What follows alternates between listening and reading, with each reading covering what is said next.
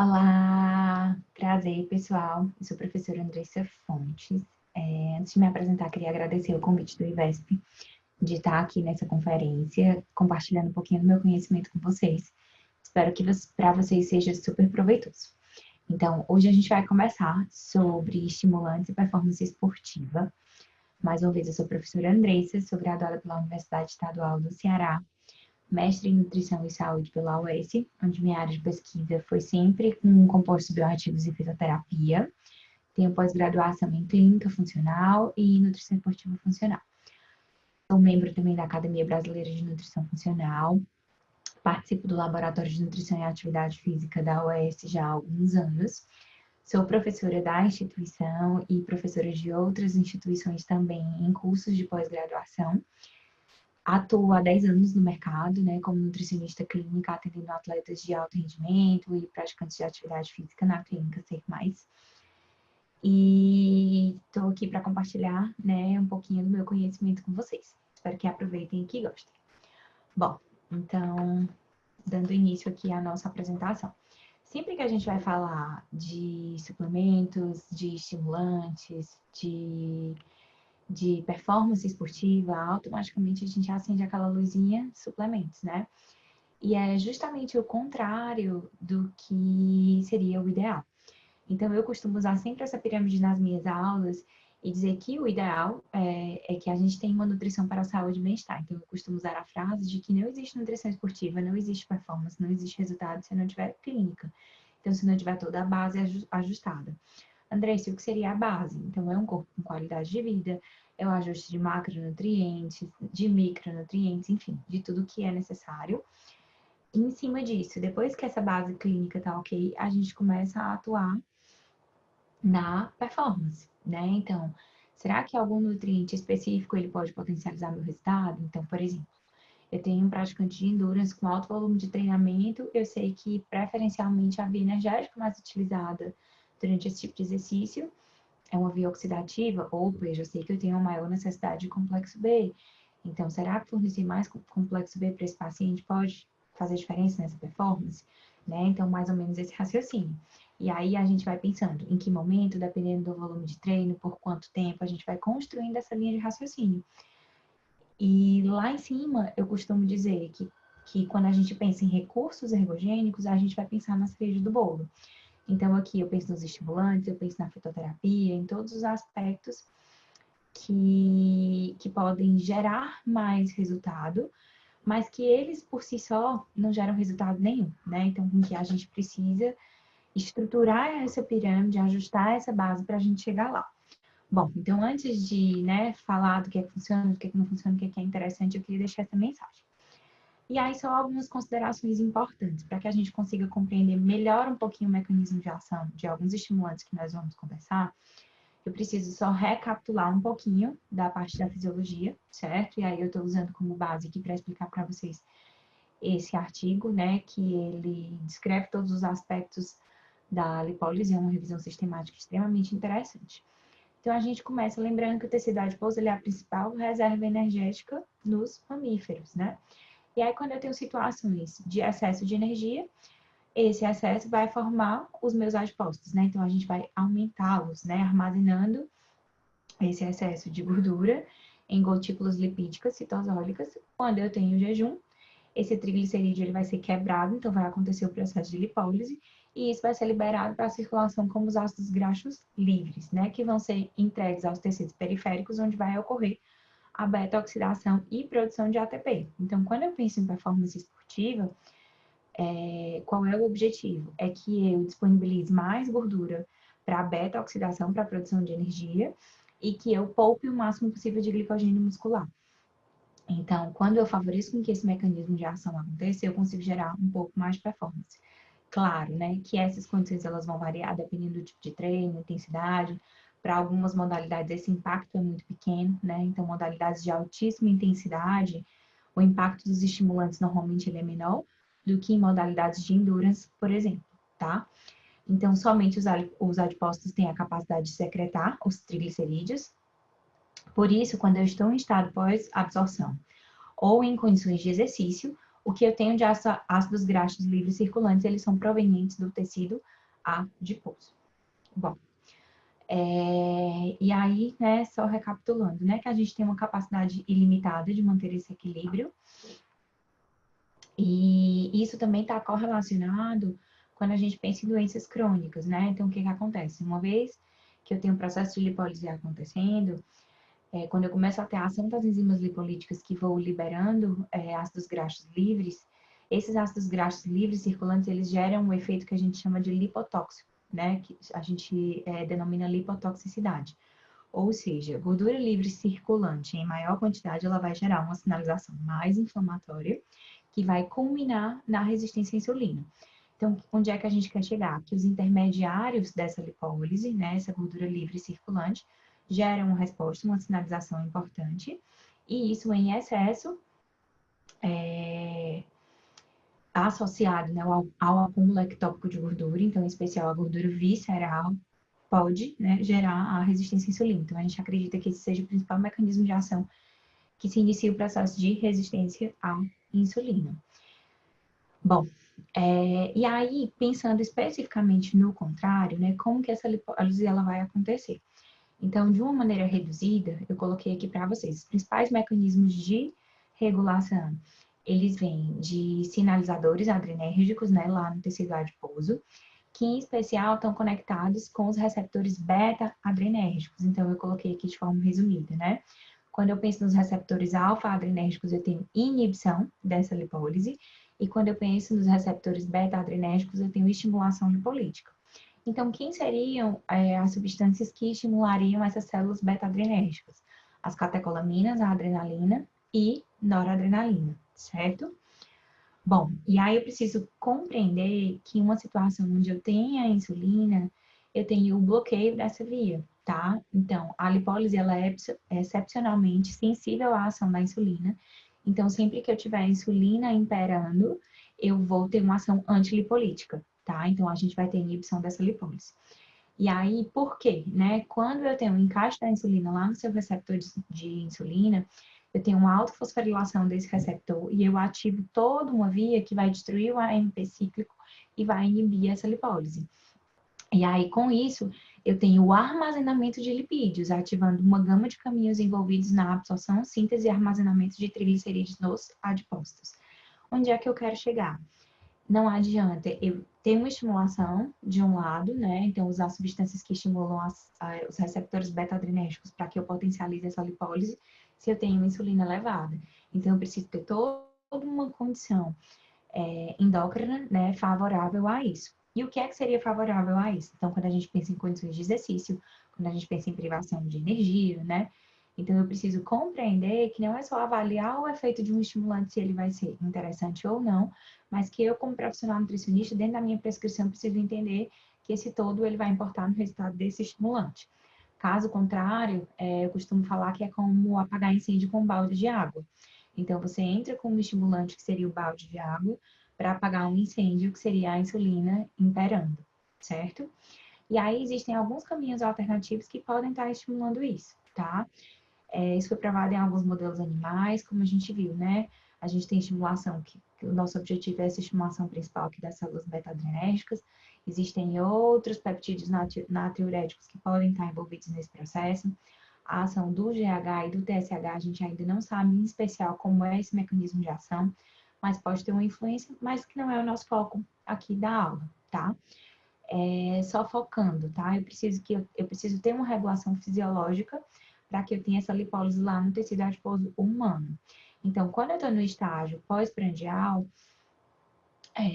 onde eu tenho queda dessa insulina plasmática, eu suprimo essa lipólise. Na verdade, desculpa, gente, aqui tá a setinha tá de cabeça para baixo. No estado alimentado, quando eu tenho insulina imperando, eu suprimo essa lipólise. E eu vou ter o quê? O armazenamento de lipídios. E aí, no jejum, é o contrário, né? Eu tenho mais mobilização desses ácidos graxos, combinada à redução dessa insulina e o aumento da liberação de adrenalina e noradrenalina, que são o quê? Estimulantes beta-adrenérgicos. Essas mudanças induzidas pelo jejum na sensibilidade hormonal são em partes mediadas pelo GH, que fica significativamente elevado durante o jejum, mas a gente ainda não entende qual é esse mecanismo de ação que o GH pode influenciar. O outro ponto, né? Então, eu preciso entender que o estado alimentado ou não vai influenciar. E o outro aspecto é o exercício, né? Então, durante o exercício, a gente tem mais lipólise, né? Eu tenho mais ação concentrada de várias vias de sinalização para favorecer essa lipólise. Além disso, eu tenho estimulação justamente de adrenalina, noradrenalina, GH, cortisol, e eu tenho uma diminuição dessa insulina que vai ser proporcional à intensidade do exercício. Então, é claro que eu preciso entender que tipo de exercício, qual o volume, qual é essa intensidade. E aí a gente vai ter uma alteração dessa resposta adrenérgica do tecido subcutâneo, gerando uma estimulação beta-adrenérgica, né? Favorecendo a lipólise. E aí, quando esse exercício finaliza, né, eu tenho uma redução dos ácidos graxos livres e do glicerol. Bom, então tudo vai depender, né, a magnitude dessa resposta, ela vai depender do tipo de exercício, intensidade, né, volume, enfim. E aí, o que que eu preciso compreender? Se eu tiver um olhar abrangente fisiológico, eu tenho vários mecanismos de ação que podem favorecer esse processo. Então, eu posso ter estimulantes que vão atuar em cima das enzimas lipolíticas. Sim. Eu posso ter estimulantes que vão aumentar a adrenalina e noradrenalina. Sim. Eu posso ter substâncias que vão atuar aqui, por exemplo, na beta-oxidação, né? Na biogênese mitocondrial, que aumentando o PGC1-alfa. Então, eu tenho diversos caminhos que podem possibilitar uma melhora na performance esportiva, pensando, né, com esse olhar especial aqui na oxidação de gordura. Mas, o que é que a gente precisa ter sempre o olhar? Eu costumo falar para os meus alunos que eu preciso dominar o máximo possível quem tem maior grau de evidência científica. Então, eu costumo dizer que se você aprende a prescrever o que funciona de verdade, as outras coisas elas podem ficar de lado. Não significa que você não possa dominar, que talvez não vai deixar de ser uma prescrição interessante. Mas eu preciso que, no mínimo, né, você domine esses conceitos. E aí, as principais referências que nós utilizamos em esporte, claro, é o American College, né? E aí, quando eu vou avaliar o que é que funciona de verdade, eu preciso entender que vai depender do tipo de exercício. E aí, eu coloquei aqui para vocês no Endurance, né? Em verde, eu tenho quem tem um maior grau de evidência científica. Aqui, quando a gente pensa no que... Opa, desculpa. Quando a gente pensa no que é que funciona mesmo. E aí, cafeína, carboidrato, gel, betalanina, extrato de beterraba e alguns antioxidantes. Com menor grau de evidência científica, a gente tem a taurina, o extrato de cereja, desculpa, e a carnitina. E quem seriam os perigosos ou quem não funciona seria o que está em vermelho, certo? O que é que eu preciso que vocês tenham um olhar aqui? Que o que funciona de verdade no endurance é diferente do que vai funcionar em exercícios de alta intensidade, né? Então, exercícios de força, por exemplo. E aí, com maior grau de evidência científica, o que vai funcionar para esse tipo de exercício é creatina e proteína. Com menor grau de evidência científica entre a leucina e os BCAAs. Em vermelho, que a gente não tem segurança, tá? Então, o que é que eu quero que vocês percebam? Que quando a gente pensa em extratos, quando a gente pensa necessariamente em fitoterapia, a gente ainda não tem um grau de evidência robusta, científica robusta, que nos embase, né, esse tipo de prescrição. Mas a gente já tem muita coisa interessante que é o que eu venho trazer para vocês. Ok? Só para não deixar de falar, à direita aqui do slide, a gente tem com relação aos aspectos de saúde. Então, como eu falei, eu não posso esquecer da base da pirâmide, né? Então, a gente lembra aí dos eletrólitos, lembra dos probióticos, da vitamina D, né? Não deixando de construir essa base para esse paciente. E aí, quando eu pego aqui a principal referência que a gente tem do American College, a gente diz que tem basicamente 5 suplementos que são quem tem maior grau de evidência científica. Dentre eles, creatina, cafeína, bicarbonato, betalanina e nitrato. Então, dentre os 5 suplementos onde eu tenho maior grau de evidência científica, a gente tem um estimulante, né? Que é a cafeína. E aí, quando eu cruzo essa informação, pego revisões sistemáticas, onde eu vou avaliar substâncias que têm potencial efeito estimulante e performance esportiva. Então, a gente tem algumas revisões sistemáticas e eu peguei a conclusão desse estudo que é bem interessante. Então, o que é que ele coloca? Né? Que diversos suplementos, eles possuem efeito na redução do peso corporal ou acúmulo de gordura corporal através da estimulação da lipólise e ou inibição da lipogênese. Porém, o efeito ergogênico atrelado a eles, quando a gente pensa em performance esportiva, ainda é controverso para a maioria dos ativos. Então, destacando-se apenas o extrato de chá verde e a cafeína, né? Então, aqui a gente tem um grau de evidência científica aí um pouco maior.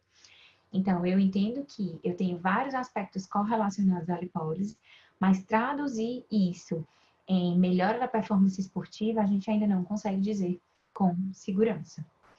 E aí, o primeiro deles, né, a cafeína, que é um alcaloide que a gente encontra aí em algumas bebidas, chás, em especial no café. E não esquecer que café pode ser uma forma de prescrição de cafeína, né? Para a gente não ter o olhar apenas de suplemento, mas a gente lembrar o quanto o alimento ele pode ser sim nosso aliado. E aí, os principais mecanismos de ação, né? O antagonismo nos receptores de adenosina, especialmente no sistema nervoso, que é o que vai gerar esse efeito estimulante do sistema nervoso central, né? A mobilização do armazenamento de cálcio intracelular e a inibição de fosfodiesterases. No esporte, especificamente, os efeitos eles podem estar relacionados com a liberação e inibição da recaptação do cálcio no retículo sarcoplasmático, que culmina no aumento da produção de óxido nítrico via ativação da óxido nítrico sintetase. Bom, e aí, quando eu pego essa revisão, o que é que eu trouxe aqui para vocês? Que esse efeito estimulante, ele, na verdade, atua em diversos mecanismos que podem gerar performance esportiva. Então, quando eu penso lá a nível de sistema nervoso central, aqui à esquerda, eu penso no efeito cognitivo, eu penso na alteração do humor, na dor, na fadiga, eu penso quando eu tenho situações de privação de sono, esse efeito estimulante da cafeína, ele pode ser aliado, né? Lembrando que as doses para essas condições, elas são dobradas. Mas eu penso no efeito metabólico, estimulando a lipólise, né? Como a gente viu, poupando o glicogênio muscular. Então, se eu favoreço com que eu utilize mais gordura como substrato energético, eu vou poupar o glicogênio muscular. Essa resposta no VO2 ela é individual. O efeito hormonal, porque eu vou ter um aumento, né, de catecolaminas, de cortisol e de beta-endorfina, por isso que ela também é estudada bastante na recuperação muscular. Lá na musculatura eu posso potencializar, né, a resistência, a velocidade, o efeito cardiovascular com relação a batimentos cardíacos, isso é extremamente individual, tá? Posso ter alteração também na função renal, melhorando o fluxo sanguíneo, pulmonar também é individual, mas a gente pode favorecer aqui a ventilação. E aí algumas considerações que são muito importantes, né? A dose, quanto tempo o meu paciente vai utilizar, a tolerância de cada um ele vai ser diferente, então eu tenho indivíduos que toleram doses mais elevadas, eu tenho indivíduos que não toleram. Essa tolerância depende do consumo dele, do hábito, depende das características genéticas, né, desse indivíduo também. E, em especial, quando cessar. A gente tem trabalhos que mostram que eu tenho um aumento de performance esportiva com o consumo da cafeína, mas eu não tenho trabalhos que avaliem, após eu tirar essa suplementação, o que é que acontece com esse indivíduo. Então, que cuidados eu preciso ter? Que momento da periodização ou que objetivo, né? Onde esse atleta está inserido? Que contexto ele está? Então, a gente precisa ter cuidado com isso, né? Esse tempo de uso, em especial esse quando parar, quando cessar. Normalmente, a gente sempre vai fazer prescrição dependendo da periodização do treino, né? Mas muitas vezes eu questiono. Quando eu entro em alta intensidade com um volume menor, normalmente a gente tira os estimulantes, mas normalmente eu estou próximo de competição. E aí? Será que esse meu paciente vai sentir quando eu tirar? Então, eu preciso avaliar essa individualidade, né, desse atleta ou desse praticante de atividade física. E fazer esse time, né, de forma bem individualizada. Bom, e aí aqui eu coloquei os efeitos da cafeína, né? Os principais fatores. Então a gente tem a questão do alerta, né? Como eu já coloquei, a sensação de diminuir o cansaço. Então são alguns aspectos bem importantes. Mas a gente tem uma acurácia nessa performance, né? Então isso é realmente fato que a gente já conseguiu evidenciar. E aí o interessante da cafeína é que é um dos poucos suplementos onde a gente encontra benefícios, né? Tanto no endurance, claro, que acho que é o principal alvo de estudo, mas exercícios de força e potência também, né? Então, exercícios de alta intensidade, exercícios onde eu tenho sprints, onde eu tenho tiros, a gente também consegue encontrar dados positivos nesse aspecto. Então, a gente, apesar do foco maior, inclusive da apresentação, ser no endurance, para a gente criar uma linha de raciocínio específica, mas a cafeína é um suplemento que a gente tem melhora também nessas outras modalidades. E aí eu coloquei aqui para vocês, né, o resumo dessa revisão de 2017, de todos os artigos em que a gente tinha avaliando cafeína e performance no endurance. E o que a gente pode ver aqui à direita, como vocês podem observar aqui comigo, deixa eu mudar aqui essa caneta para do mouse mesmo. Então, o que vocês podem ver aqui à direita é que a gente tem a maioria dos artigos com dados bem positivos. A gente tem 3 artigos aqui com dados negativos que não mostraram uma diferença estatística significante. Que é que a gente pode ver? A maioria dos artigos que encontrou respostas positivas, olha a dose, né? Em que a gente tem 6 miligramas, 9 miligramas, 5 miligramas, a prescrição em média de 1 hora antes do exercício.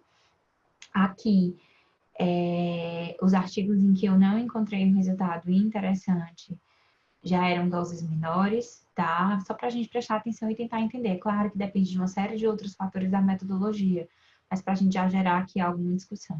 Aqui a dose de 300 miligramas, então, opa, será que essa dose de 300 miligramas ela é interessante para todo mundo? Então, né, não foi individualizada em cima do peso, será que foi isso que não gerou um resultado interessante para esse trabalho?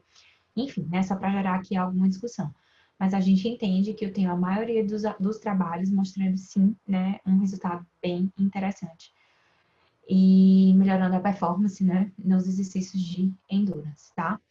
Andressa, você me mostrou aqui diversos trabalhos, todos com prescrição antes. Mas a gente sabe que, dependendo do tempo de prova, essa cafeína pode ser prescrita também durante. É isso mesmo. Mas em doses menores, né? Em torno de 1 grama a 2 gramas por quilo de peso, tá? E por que que essa dose é menor? Porque durante a prática de atividade física, essa absorção ela é muito mais rápida.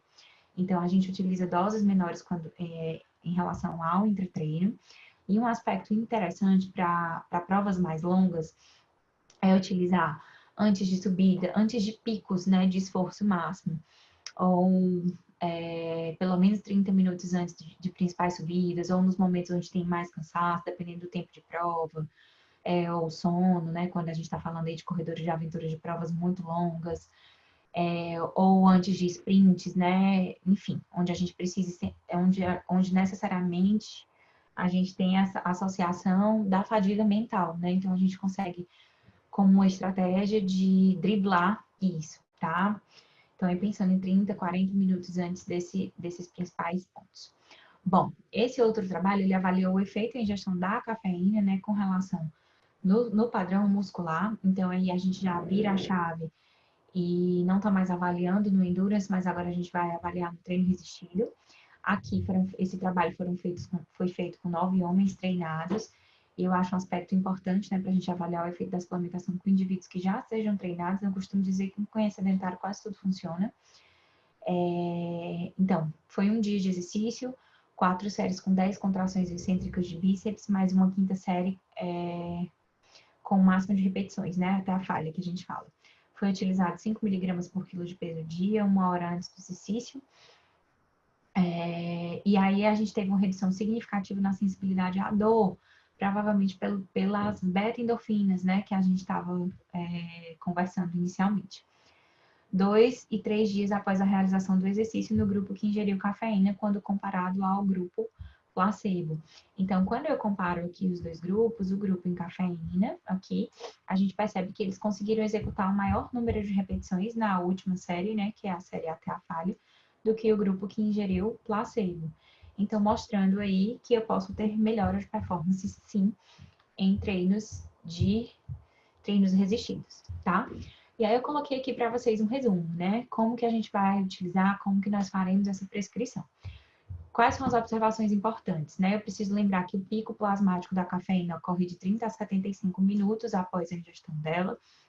Por isso que vocês verificaram que a maioria dos trabalhos faz a prescrição 1 hora antes, mas eu posso individualizar isso. Se esse indivíduo ele responde muito rápido, se ele é um bom metabolizador e ele vai treinar de manhã cedo, esse horário fica ali em torno de 30 minutos, tudo bem.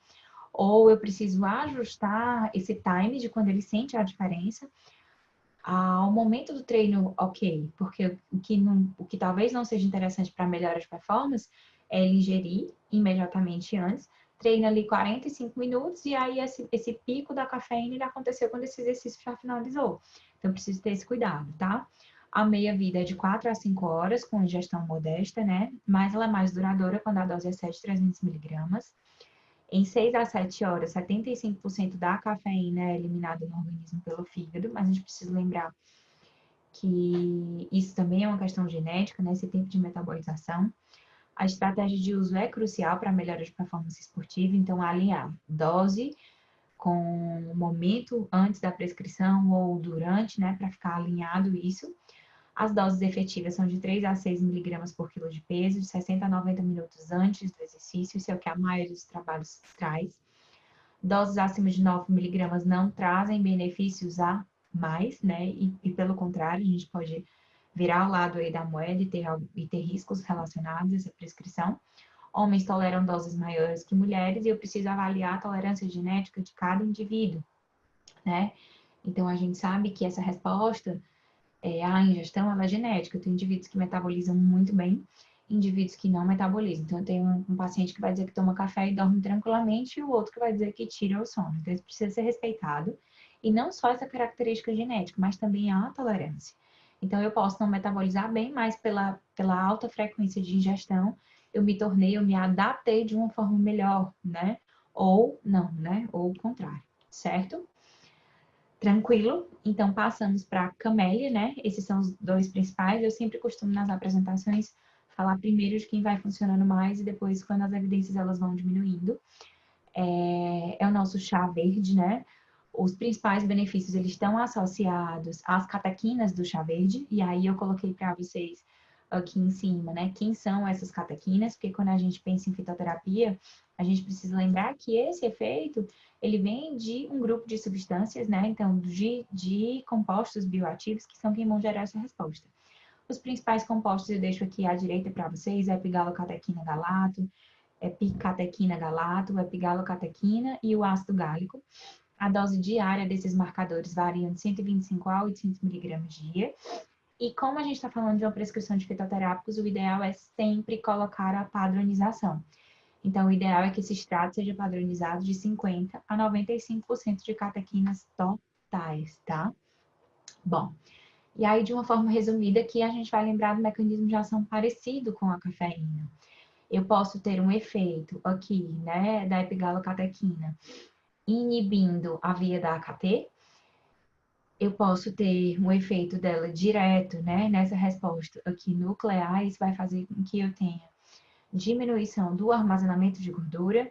Eu posso ter aqui o papel dela junto com a cafeína, estimulando a função mitocondrial, ou seja, utilizando mais ácidos graxos e transformando em energia, certo? Aqui, né, mais uma vez, de uma forma mais detalhada, eu tenho o estímulo à beta-oxidação, né, que é a mesma coisa que nós estamos vendo aqui à esquerda. Bom, e quando eu vou avaliar, em especial, né? Então, eu coloquei aqui uma linha de raciocínio para a gente. Primeiro, a gente vai avaliar o impacto sobre a beta-oxidação, sobre a lipólise, então, avaliar esse contexto de peso, e depois a gente vai avaliar na performance esportiva. E aí, quando eu pego essa revisão, é interessante que é uma revisão antiga, o chá verde é estudado já há bastante tempo, e o que é que a gente tem, né? Foram 11 artigos revisados, e aí, quando eu faço aqui a correção estatística dessa meta-análise, o que é que eu consigo ver? Que eu gerei um impacto de perda de peso, sim, significativo, com essa prescrição. Então, a média de redução que eu tive aqui de peso, ela foi de 1,3 kg, né? Significativamente estatístico. A gente tem alguns pontos, né, interessantes para serem discutidos. Aqui, se eu for avaliar, a maioria dos trabalhos foram com asiáticos e também com caucasianos. E também precisa ser avaliado essa relação do consumo de cafeína com o consumo do chá verde. Então, será que o consumo de cafeína teve impacto sobre esse resultado? Não sei, né? Então, o ideal é que eu tivesse mais outras populações, né, avaliadas, mas a gente já tem aqui um resultado, sim, bastante interessante. Aqui nesse outro trabalho que avaliou também, né, uma revisão que avaliou os principais mecanismos em que esse chá verde atua nessa redução de gordura, concluiu que esse extrato, né, do chá verde tem um efeito protetor no ganho de peso, sim, E extremamente importante, né, que não teve efeito sobre a pressão arterial sistólica e pressão arterial diastólica. Normalmente nas aulas de fito, que a gente consegue aprofundar mais um pouco, eu sempre abordo que quando a gente vai pensar no impacto desses estimulantes a nível de pressão arterial, o primeiro passo que eu preciso entender é qual o mecanismo dessa pressão arterial elevada. Então, a gente sabe que a hipertensão ela tem quatro vias distintas, né, que estão associadas a esse efeito. Então, eu tenho uma pressão arterial mais elevada porque eu tenho uma inflamação, opa, então chá verde ele vai ser meu aliado. Não, eu tenho uma arritmia. Opa, será que é interessante? Vamos repensar nessa prescrição? Então, eu preciso entender qual é o mecanismo principal que está associado a essa pressão arterial elevada, para a gente avaliar a segurança desse tipo de prescrição, certo? Coloquei aqui algumas considerações importantes. A gente lembrar, né, que tem cafeína no chá verde, de 1 a 5%. Só um parêntese, uma estratégia para que a gente diminua o teor de cafeína no chá. Você coloca em infusão, tira no primeiro minuto, depois você coloca em infusão em outra água e deixa finalizar os 5 minutos, que aí a gente consegue extrair as catequinas. E a maior parte de cafeína foi extraída naquele primeiro minuto. Então, é uma forma da gente conseguir diminuir aí esse teor. Os polifenóis, como eu falei, né, de 50% a 95% do extrato. Não usar em pacientes que têm desordens hepáticas, renais, tireoidianas. Coloquei esse ponto de interrogação para a gente lembrar que a gente não tem uma evidência robusta ainda. Talvez os compostos bioativos do chá verde eles possam interferir na função tireoidiana, assim como a gente tem em alguns trabalhos, em especial em animais, in vitro, a ação das brássicas, né? A gente ainda não sabe esse impacto, então a gente vai sempre trabalhar pensando na precaução, né? Eu costumo dizer que não é interessante a gente arriscar. Desordens psiquiátricas e cardiovasculares, a gente precisa ter bastante cuidado, em especial no aspecto da hipertensão. Não usar em gestantes, lactentes e crianças, evitar o uso concomitante com anticoagulantes ou antiagregantes plaquetários, principalmente a varfarina. Ela pode reduzir a absorção de ferro e de B9. A ingestão com o estômago vazio pode aumentar em até 5 vezes os níveis plasmáticos de epigalocatequina. E de estômago cheio pode reduzir essa biodisponibilidade, tá? Em especial se for junto com a caseína. E aí, quando eu vou avaliar, especialmente com relação ao exercício, eu coloquei aqui um estudo que avaliou a prescrição, né, do chá verde em exercícios intermitentes e a oxidação de gordura. Foi um estudo duplo cego, cruzado, com 14 mulheres não treinadas, teve um washout de 4 semanas, e aí a gente tem o grupo, né, que usou a suplementação aqui do extrato comparado com o placebo, que foi só a celulose. Então, dias antes, né, um dia antes aqui do exercício, foi prescrito 250 miligramas do extrato da camélia, todo padronizado, com 20 miligramas de cafeína, 187,5 miligramas de polifenóis, sendo 125 miligramas de epigalocatequina. Tivemos uma prescrição aqui, né, desculpa, gente. Tivemos o exercício aqui, 8 minutos de corrida e depois 12 minutos de recuperação. Então, 8 minutos de corrida, 12 de recuperação. É do treino intermitente, certo? E aí, o que a gente pode avaliar? Quando eu comparo aqui o grupo que suplementou com o extrato do chá verde aqui na bolinha mais escura, quando comparado ao grupo placebo, o que é que eu percebo?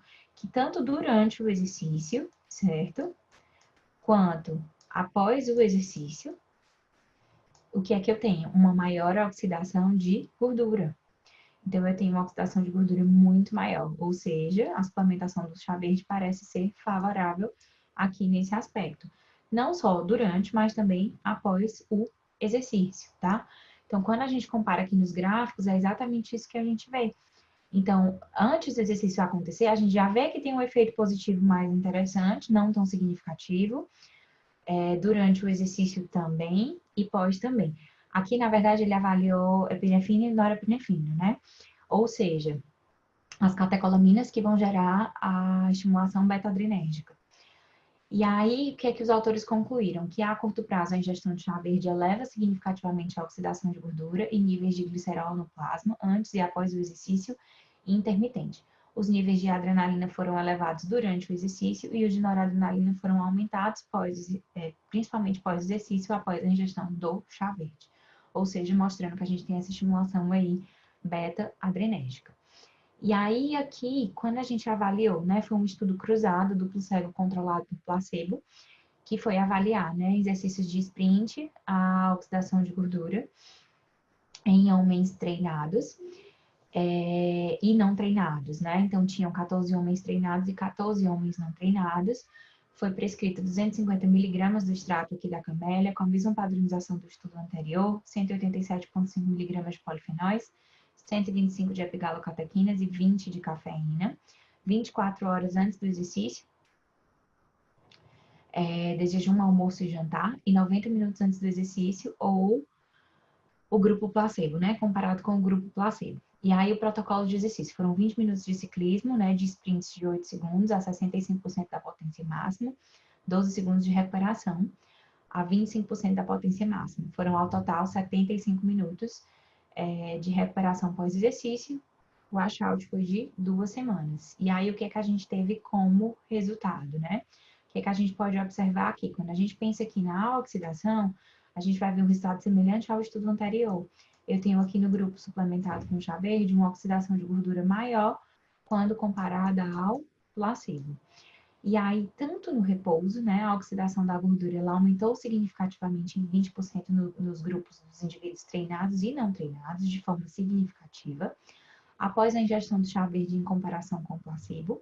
E pós-exercício, né, de 30 a 75 minutos, a gente teve aí um aumento de 15% também na oxidação de gordura após a ingestão do chá verde em comparação com o placebo.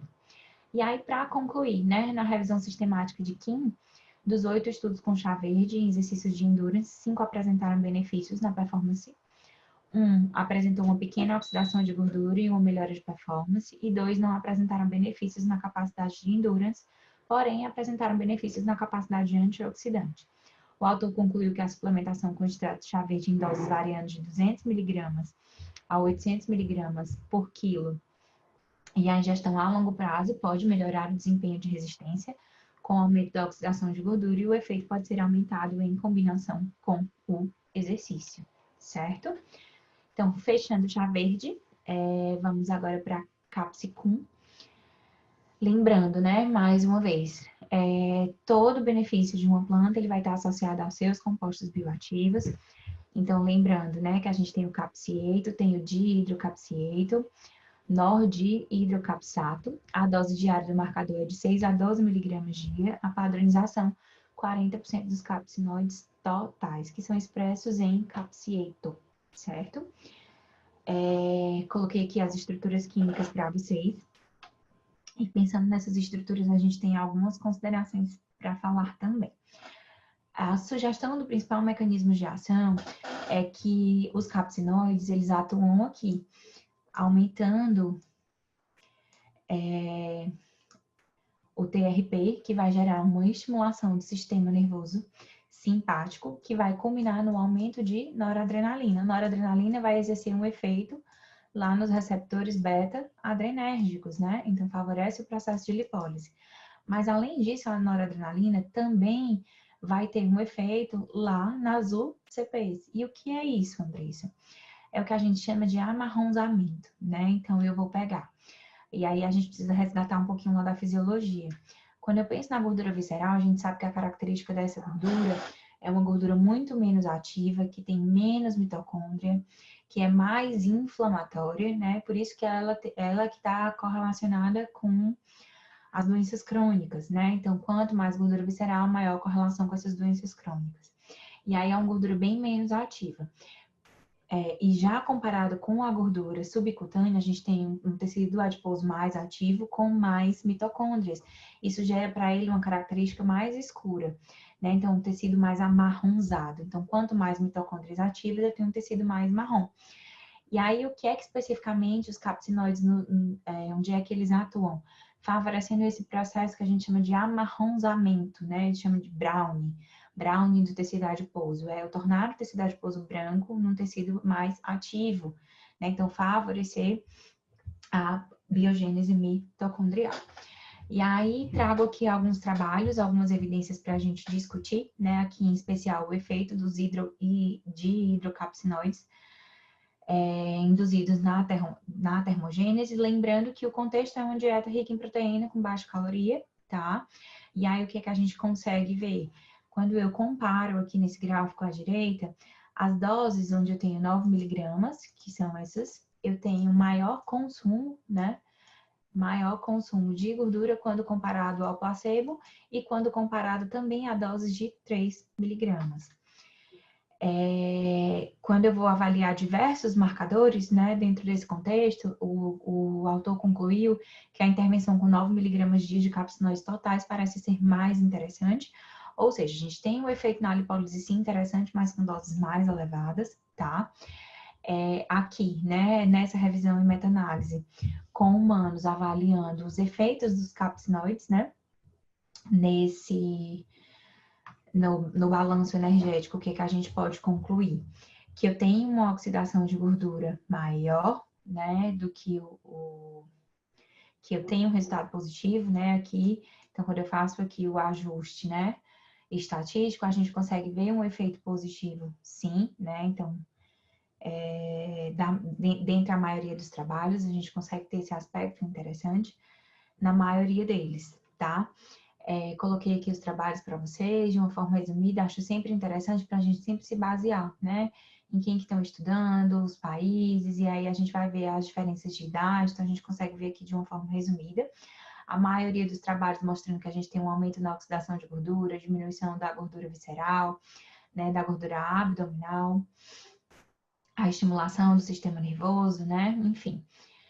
Aqui, quando eu avalio especificamente com performance esportiva, e aí eu comparo com o endurance, porque eu estava tendo olhar especificamente para perda de peso, tá, beleza, Andressa, entendi que eu tenho sim essa estimulação, mas e na performance esportiva, né? Então, o que é que a gente consegue ver aqui nessa revisão? A maioria dos estudos mostram que sim, eu tenho aqui um estudo mostrando que não, né? Que não teve diferença, né, significativa estatística no conteúdo de glicogênio muscular, que teoricamente era para ter sido poupado, né, por estimular a oxidação de gordura. Mas eu tenho diversos trabalhos aqui que me mostraram, né, um resultado, sim, interessante, tá? Bom, então a gente tende, né, para ter um resultado interessante. Mas o que é que eu queria deixar aqui de reflexão? A gente ainda tem poucos estudos, né? Então, de fato, a gente caminha para que talvez eu tenha um resultado interessante lá na frente, mas a gente ainda tem poucos estudos. Considerações sobre segurança, né? Observar a concentração dos capsinoides totais. Então, lembrando que o ideal é que a gente use a dose mais elevada, de 9 miligramas. Não usar em pacientes com desordens hepáticas, renais, gástricas e não utilizar em gestantes, lactentes e crianças. Para a gente finalizar, a gente vai falar um pouquinho dos extratos de laranja, né? Em especial Citrus aurantium, os compostos bioativos relacionados à lipólise, né, em especial, são seus alcaloides, em especial a sinefrina, a octopamina e a tiramina. Deixo aqui só um parêntese que a gente tem, às vezes, pacientes que têm muita sensibilidade à tiramina, correlacionando o consumo com enxaqueca, então eu costumo não prescrever para paciente que tem enxaqueca. Dose diária do marcador 36 miligramas e a padronização 6% de sinefrina, tá? Por questões de segurança, a gente precisa observar as concentrações dos alcaloides totais que estão expressos em sinefrina, não usar em pacientes com desordens hepáticas, renais, psiquiátricas, cardiovasculares, gastrointestinais e respiratórias, e não utilizar gestante, lactente, crianças e idosos. E aí, pessoal, aqui a gente tem algumas considerações. Quando eu penso em Citrus aurantium, eu estou pensando no extrato da casca de laranja, certo? Que a gente tem essas substâncias e a gente tem alguns trabalhos que mostram uma redução, sim, da oxidação de gordura. Mas com relação à performance esportiva, a gente ainda tem pouquíssimos relatos, mas caminha para ter um resultado interessante. Eu posso ter extratos de laranjas diferentes dependendo do tipo de laranja. Então, eu posso pensar no extrato de laranja Moro, como a gente tem uma patente aí no mercado. Então, eu tenho citrus sinense, citrus orange, vai depender de onde surgiu esse extrato. E aí, devido a esse diferencial, a gente tem produtos da medicina tradicional chinesa também, então, devido a essas diferenças, a gente tem tantos trabalhos conflitantes, né? com relação a esses resultados. Então, assim, pensar em performance esportiva, a gente ainda tem um grau de evidência científica muito baixo, apesar de ter diversos trabalhos que mostram que a gente tem resultados interessantes, sim, na oxidação de gordura. E eu também posso encontrar possíveis resultados, né, desses ativos, de outros ativos que é o que eu coloquei aqui para vocês, né, da garcinha, do Panax ginseng e da carnitina, apesar da carnitina não ser aí, né, especificamente uma planta, mas a gente tem alguns trabalhos que mostram que a gente pode ter, sim, esse efeito interessante, tá? Desculpa ter atropelado aqui no final, senão a gente não ia conseguir terminar o conteúdo a tempo. Então, acabou que eu corri um pouquinho. E a minha mensagem final também não ficou. Mas que eu queria falar para vocês, que eu sempre gosto de fechar as palestras falando isso, que não adianta nenhum conhecimento no mundo se a gente tem ele guardado só para você, né? Que o ideal é que a gente possa compartilhar tanto ciência quanto experiências. Nós, como nutricionistas, sempre que nos unimos, sempre que trocamos essas figurinhas, não tenham dúvidas, nós nos fortalecemos, nós fortalecemos a nossa profissão. E quando a gente ajuda colegas, isso é uma frase da minha mentora Andréia Nassi, super querida, que quando eu ajudo um colega que a gente pode somar isso, a gente gera admiração e a gente não gera competição. Então, que a gente possa mudar essa nutrição, mudar o foco desse olhar tão competitivo, né? Que a gente aproveite esse contexto de pandemia para ter mais empatia, para se ajudar, que não tenham dúvidas que, assim, a nutrição, ela só vai crescer, tá? Então, um abraço, vou ficar disponível aqui para a mesa para a gente tirar dúvidas e discutir o que seja interessante para vocês, tá bom?